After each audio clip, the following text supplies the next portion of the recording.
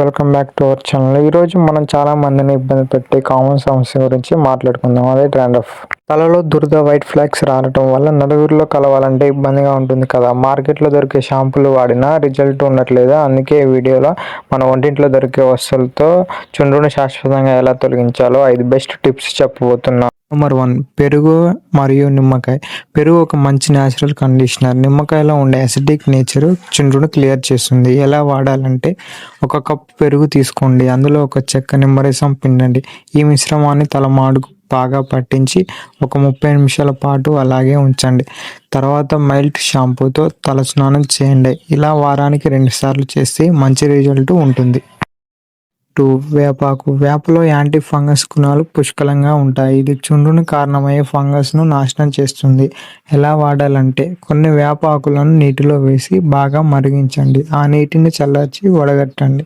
తలస్నానం చేసిన తర్వాత ఈ వేప నీళ్ళలో తలను కడగండి. ఇది దురదను కారణమయ్యే స్కాల్ప్ని క్లీన్గా ఉంచుతుంది. నెంబర్ 3, మెంతులు. ఇది చలవ చేస్తుంది మరియు జుట్టు రాలడాన్ని కూడా ఆపుతుంది. ఎలా వాడాలంటే, 2 స్పూన్ల మెంతులను రాత్రంతా నీటిలో నానబెట్టండి. ఉదయాన్నే వాటిని మెత్తటి పేస్ట్లా గ్రైండ్ చేసుకోండి. ఈ పేస్ట్ను తలకు పట్టించి 1 గంట సేపు ఆరనివ్వండి. తర్వాత గోరువెచ్చని నీటితో కడిగేయండి. ఇది చుండ్రును తగ్గించడమే కాకుండా జుట్టును కూడా సాఫ్ట్గా మారుస్తుంది. నెంబర్ 4, కొబ్బరి నూనె మరియు కర్పూరం. ఇది చాలా పాతకాలం నాటి పద్ధతి. ఎలా వాడాలంటే, కొబ్బరి నూనెను గోరువెచ్చగా చేసి అందులో చిన్న కర్పూరం బిళ్ళను పొడి చేసి కలపండి.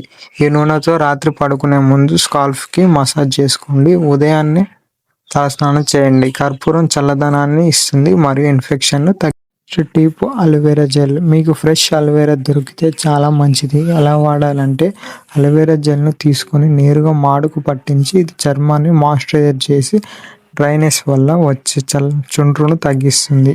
15 నిమిషాల తర్వాత కడిగేయండి. సో ఫ్రెండ్స్, ఇవి చుండ్రు తగ్గించడానికి 5 simple and natural home remedies. వీటిలో మీకు ఏదైతే ఈజీగా అనిపించిందో అది ట్రై చేసి రిజల్ట్ ఎలా ఉందో కింద కామెంట్ సెక్షన్లో చెప్పండి.